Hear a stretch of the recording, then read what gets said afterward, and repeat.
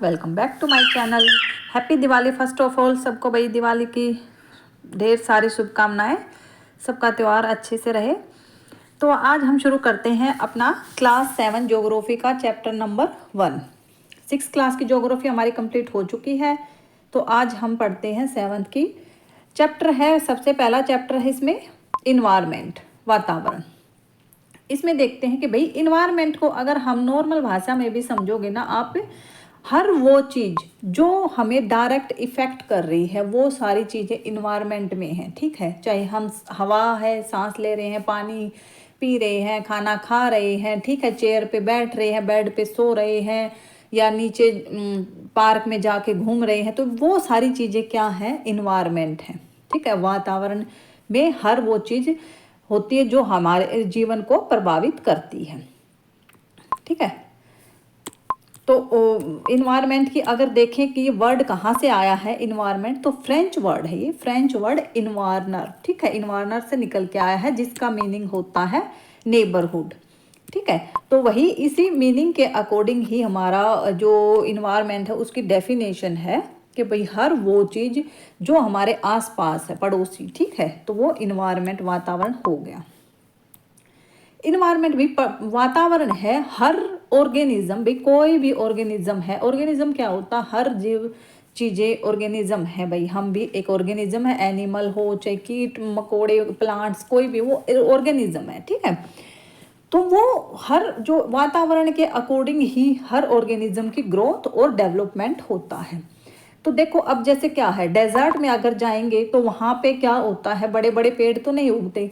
ठीक है, वहाँ पे जो कीकर होती हैं, कांटेदार झाड़ियाँ होती हैं, ठीक है, और यही कैक्टस का जो पेड़ है, यही चीज़ें मिलते हैं। एनिमल्स है, कैमल मिलेंगे वहाँ पे। ठीक है, तो ये क्या है, सारा अडप्टेशन। इन्वायरमेंट में क्या है कि भाई अडप्टेशन बहुत ज़रूरी है किसी भी ऑर्गेनिज्म के लिए, उसी के अकॉर्डिंग भाई ग्रोथ और डेवलपमेंट होता है। तो आगे देखते हैं फिर इसके कंपोनेंट्स।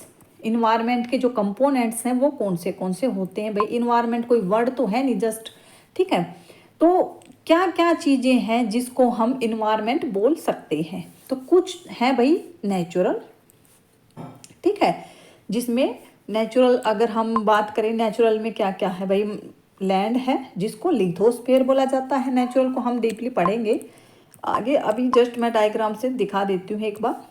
एयर है जिसको एटमॉस्फेयर बोला जाता है। वाटर है जिसमें हाइड्रोस्फीयर बोला जाता है। ठीक है, एक और है जो बायोस्फीयर रहता है, जो लिविंग थिंग्स के लिए बहुत ही ज़्यादा इम्पोर्टेंट है। ठीक है, फिर भाई ये तो चीज़ें हो गई नेचुरल, जिसमें हमने कुछ नहीं किया है, ये ऑटोमेटिकली हमें बनी बनाई ये चीज़ें मिली हैं। ठीक है, तो ये चीज़ें हो गई नेचुरल में। इसके बाद भी ह्यूमन मेड, कि भाई मैंने बताया था आपको स्टार्टिंग में ही, मैंने बताया था कि भाई हर वो चीज़ है इसमें, चाहे हम कुर्सी है जिस पे हम बैठ रहे हैं, पार्क है जिसको हम वॉकिंग के लिए यूज़ कर रहे हैं, बच्चों के खेलने के लिए यूज़ कर रहे हैं, तो वो भी क्या है, इन्वायरमेंट है। तो वो क्या हो गई चीज़ें, फिर वो ह्यूमन मेड है। वो भाई हमने नेचुरल चीज़ों को ही तोड़ मरोड़ के अपनी सुविधा के अनुसार उसमें डेवलपमेंट करके, टेक्नोलॉजी को यूज़ करके उसमें फिर क्या कर दिया है, ह्यूमन मेड इन्वायरमेंट बन गया है। ये डायग्राम मैं इसलिए दिखा रही हूँ, ये एनसीईआरटी का रहेगा, और इसमें से ना क्वेश्चन ऐसे बनते हैं कि भाई ब्रिज पूछ लेते हैं। ठीक है, ब्रिज वर्ड को पूछ लेंगे कि भाई ये कौन से इन्वायरमेंट में आएगा, तो ये किस में आएगा, ह्यूमन मेड में आएगा। ठीक है, मैन मेड चीज़ें हैं ये। तो ब्रिज हुआ, पार्क हुआ, बिल्डिंग हुई, भाई सड़कें हुई, ठीक है, और इसके बाद जो मोनूमेंट्स बनाए जाते हैं, इसके बाद इंडस्ट्रीज हैं, ठीक है, घर है, हर वो चीज़ जो आदमी के द्वारा बनाई गई है वो फिर क्या आ जाएगा, मैन मेड इन्वायरमेंट में आ जाएगा। इसके बाद भी ह्यूमन खुद एक इन्वायरमेंट है। ठीक है, आदमी भी तो इस इन्वायरमेंट का ही हिस्सा है। ठीक है, चाहे वो अकेला आदमी हुआ हो, चाहे वो फैमिली हो साथ में, ठीक है, चाहे वो पूरी कम्युनिटी को साथ में इकट्ठा कर ले, चाहे धर्म हो, ठीक है, पॉलिटिकल सिचुएशन हो, कोई भी पॉलिटिकल रैलीज होती हैं, ठीक है, वो भी तो क्या, वो इन्वायरमेंट में ही तो हो रही है, वो सब घटनाएं जो घटित हो रही हैं। एजुकेशनल इंस्टीट्यूशन हो चाहे इकोनॉमिक हो, मतलब ये चीज़ें क्या है, ये इसलिए दिखाए जा रहे हैं कि भाई वैसे तो समझ में आ जाता कि भाई आदमी भी एक इन्वायरमेंट का ही हिस्सा है, लेकिन ये वर्ड है ना, ये पूछे जाते हैं एग्जाम में। लास्ट ईयर भी पूछा गया है कि जो एजुकेशनल है वो किस में आएगा, तो वो ह्यूमन मेड में नहीं आएगा, वो ह्यूमन में आएगा। ये चीज़ें आप ये डायग्राम को इसको थोड़ा ध्यान से देखिएगा क्योंकि एग्जाम में ये आते हैं।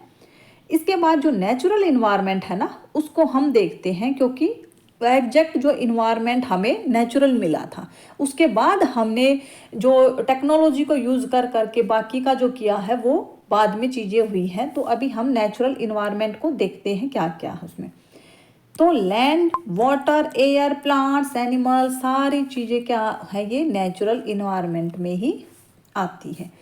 तो लैंड का जो है वो लिथोस्फीयर बोला जाता है, ठीक है। लैंड के एरिया को क्या बोला जाता है, लिथोस्फीयर बोला जाता है। सॉलिड क्रस्ट होती है लिथोस्फीयर की, हार्ड टॉप लेयर होती है अर्थ की। और ये लिथोस्फीयर है जो किससे बनी होती है, रॉक्स और मिनरल से ये बनी होती है। इसके बाद इसका जो सरफेस वो इरेगुलर कैसे भाई, कहीं माउंटेन मिलेगा आपको, ठीक है, कहीं माउंटेन, कहीं प्लेन एरिया मिलेगा, कहीं प्लेट्यूज मिलेंगे, कहीं माउंटेन के बीच की घाटियाँ मिलेंगी। तो ऐसे कैसे करके इसका जो सरफेस है वो इरेगुलर है। इसके जो इसके लिथोस्फीयर की बात करें तो ये दोनों जगह रहती है, कॉन्टिनेंट में भी और महासागरों में, ओशियन में भी। तो जो कॉन्टिनेंट की रहेगी वो अलग रहती है। अब ये देखो कि पानी में भी कोई चीज़ें गिराई थी तो कहीं ना कहीं तो ज़मीन टच हो रही है ना, तो वो भी लिथोस्फीयर ही काउंट की जाती है। तो दोनों तरह की लिथोस्फीयर रहती है, दोनों तरह में फिर क्या है, लैंड फॉर्म है जो सरफेस के वो अलग अलग मिलेंगे। इसके बाद होता है हाइड्रोस्फीयर। हाइड्रोस्फीयर मतलब, हाइड्रो का मतलब ही वाटर होता है, भाई पानी से रिलेटेड ये जगह रहेगी। तो हमारी जो पृथ्वी है वो 71% है जो भाग वो पानी से घिरा हुआ है। इसमें सारी चीज़ें आ जाती है। हाइड्रोस्फीयर में जो नदियां हैं, लेक्स हैं, सागर, महासागर, तो सब क्या आ जाते हैं, हाइड्रोस्फीयर में आ जाता है, जो 71% इसका रहेगा। तो ये भी नेचुरल इन्वायरमेंट हुआ। इसके बाद हम देखते हैं एटमॉस्फेयर। एटमॉस्फेयर क्या है कि भाई जो एयर की जो लेयर है, हवा जो हमारे चारों तरफ है, वो सारा एटमॉस्फेयर में काउंट किया जाता है। ये किससे बंधा हुआ है, पूछ लेते हैं, एग्जाम में पूछा हुआ ये क्वेश्चन। ग्रेविटेशनल जो फोर्स है, ग्रेविटेशनल जो जमीन मतलब धरती का जो गुरुत्वाकर्षण बल है, वो एटमॉस्फेयर को अपनी तरफ बांधे हुए है। ये पूछा हुआ क्वेश्चन है, ध्यान देना इसको। ये जो एटमॉस्फेयर है वो हमें क्या करता है भाई, हार्मफुल जो रेज होती है सूर्य की, उससे हमें बचाता है, क्योंकि इसमें क्या है, इसमें ओजोन लेयर है। ओजोन लेयर है जो हमें इससे बचाती। बाकी एटमॉस्फेयर को ना अभी जैसे हम इन्वायरमेंट के हिसाब से पढ़ रहे हैं, फिर बाकी इसकी लेयर्स होती हैं। एटमॉस्फेयर की ऊपर तक लेयर्स हैं, 5 लेयर्स में डिवाइड किया हुआ है, तो वो हमें पढ़नी है। लेकिन अब इन्वायरमेंट के हिसाब से हम करेंगे तो इन्वायरमेंट के हिसाब से ही करेंगे, फिर एक एक जो इंडिविजुअल टॉपिक उठेगा वो एटमॉस्फेयर का अलग से उठेगा, एयर का, ठीक है। अभी फिर एक है बायोस्फीयर, जो नेचुरल, वह भी नेचुरल है। ये ऐसा नैरो जोन है, मतलब कि एक थोड़ा सा ही एक ऐसा एरिया है जहाँ पे लैंड, वाटर और एयर तीनों का इंटरेक्शन होता है लाइफ को सपोर्ट करने के लिए। क्योंकि ये देखो कि ना तो जीने के लिए अकेले लैंड से काम चलेगा, न जीने के लिए वाटर से, न एयर से, हमें तो तीनों चीज़ें चाहिए। तो यही वो जगह है, बायोस्फीयर ही इतना वो इलाका है, वो जगह है जहाँ पे ये तीनों चीज़ें आपस में इंट्रैक्शन करती हैं, जिससे कि हमें लाइफ मिलती है। तो जीवन जो संभव है वो ज़्यादातर वो बायोस्फीयर में ही संभव हुआ।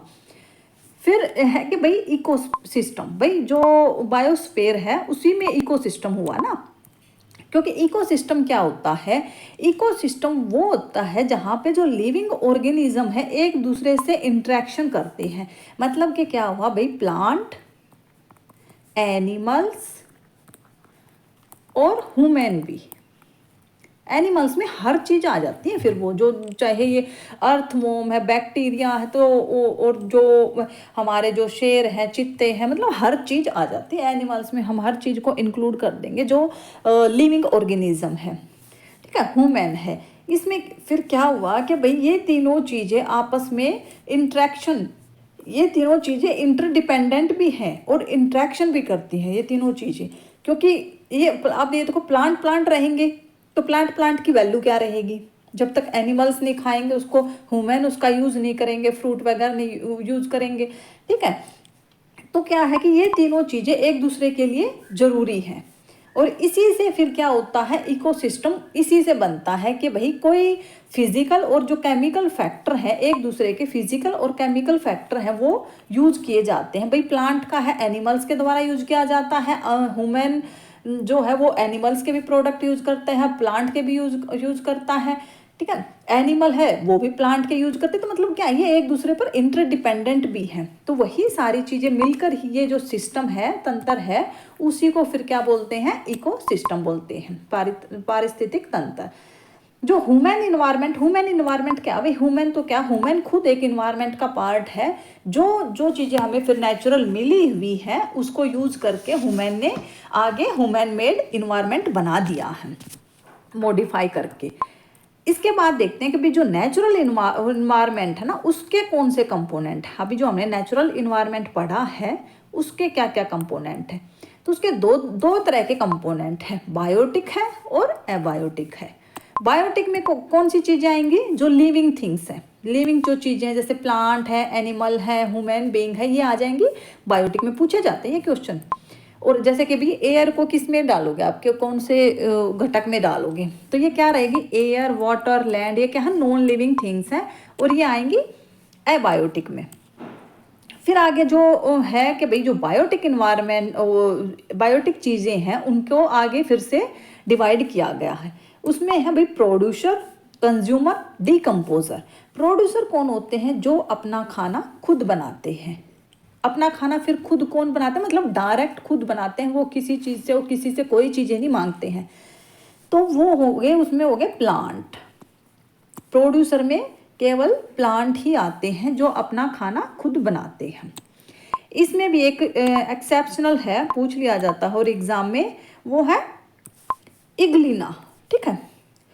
यूग्लिना है जो, वो दोनों में आता है कि भाई वो खाना भी बनाता है, ठीक है, और रात को फिर वो क्या करता है, दूसरे उनको खा भी लेता है, ठीक है। तो ये पूछ लिया जाए तो ये बोथ में आएगा, इग्लिना को अगर पूछ ले तो ये प्रोड्यूसर हमने देखा भी, जो अपने खाना खुद बनाते हैं, प्लांट है, प्लांट्स को हम क्या करेंगे, प्रोड्यूसर की कैटेगरी में डालते हैं।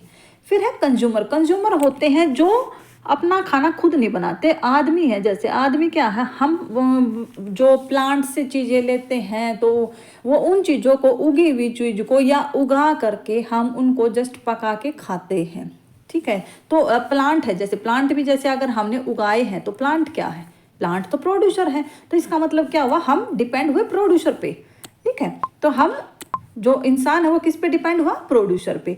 तो कंज्यूमर को भी आगे तीन तरीके से फिर डिवाइड किया गया, तीन भागों में, कि जो प्राइमरी है, जो डायरेक्ट प्राइमरी है, सेकेंडरी और टर्सरी है। जो प्राइमरी होते हैं वो डायरेक्ट प्रोड्यूसर पे डिपेंड करते हैं। जो हर्बीवोर्स, मतलब कि जो मांस मिट्टी नहीं खाते हैं, वो ग्रीन प्लांट वगैरह ही खाते हैं। तो जो कि मतलब जो प्लांट ने प्रोड्यूस कर दिया, हम उस पर डिपेंड है, तो वो तो हो गया प्राइमरी। सेकेंडरी होते हैं जो हर्बीवोर्स को, प्राइमरी उसको सेक्टर को खाएंगे, ठीक है। अब जैसे भाई रैबिट है, रैबिट कैरेट खाएगा और प्लांट्स वगैरह ही खाता है, तो वो तो हो गया प्राइमरी में। सेकेंडरी कौन हुआ, जो प्राइमरी को खाता है। अब ये है जैसे सांप है या शेर है, ये क्या खा जाएगा, ये प्राइमरी को खा जाएगा, ये तो रैबिट को खा जाएगा, ठीक है, शेर तो वो क्या हो गया, फिर वो सेकेंडरी में, हम उस कैटेगरी को हम सेकेंडरी में डालेंगे। तीसरा है टर्सरी होता है जो सेकेंडरी को खा जाता है। अब सांप है, सांप को भी तो कोई ना कोई खाता, बाज, चील है, ये किसको, सांप को खा जाएंगी, तो ये किस में हुआ, भाई जो सेकेंडरी को खाएगा वो टर्सरी में आ जाएगा।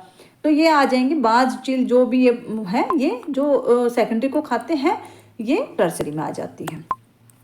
फिर जो तीसरा इसका है बायोटिक का, वो है डिकम्पोजर कौन होते हैं, जो डेड एनिमल्स या डेड प्लांट्स हैं वो ज़मीन में गिर जाते हैं, उनके जो वही उनसे सॉल्ट है, उनका वाटर है, या उनसे मतलब जो जो उनके शरीर में वो सड़ जाता है, तो उस उनके शरीर में से जो जो चीज़ें हैं उनको गला सड़ा के वो क्या कर देते हैं, डिकम्पोज ख़त्म कर देते हैं, बिल्कुल टुकड़ों टुकड़ों में करके उनके शरीर को ख़त्म कर देते हैं, और वापस से ज़मीन में उसको मिला के, मिट्टी में मिला के, और वो क्या कर देते हैं, खाद का काम करते हैं बिल्कुल। ठीक है, तो ये काम कौन करते हैं, बैक्टीरिया हो गया, फंगी हो गया। ठीक है, तो ये भी काफ़ी इंपॉर्टेंट, वो भी काफ़ी इंपॉर्टेंट रोल प्ले करते हैं। डिकम्पोजर बहुत ज़रूरी है, पता है सोयल के फर्टिलिटी के लिए डिकम्पोजर बहुत ज़रूरी होते हैं। तो ये चीज़ें थी जो हमने आज वातावरण से संबंधित चीज़ें कुछ पढ़ी हैं। आगे वातावरण का ही ये सारा भाई, आगे जो हाइड्रोस्फीयर है उसको हम और डीपली पढ़ेंगे, एटमॉस्फेयर को और डीपली पढ़ेंगे, लिथोस्फीयर को और डीपली पढ़ेंगे। लेकिन आज का टॉपिक ख़त्म होता है वातावरण का यहीं से। ठीक है, तो मिलते हैं एक नेक्स्ट वीडियो में, तब तक अच्छे से दिवाली मनाइए, happy Diwali and safe Diwali. ठीक है, तब तक के लिए बाय बाय।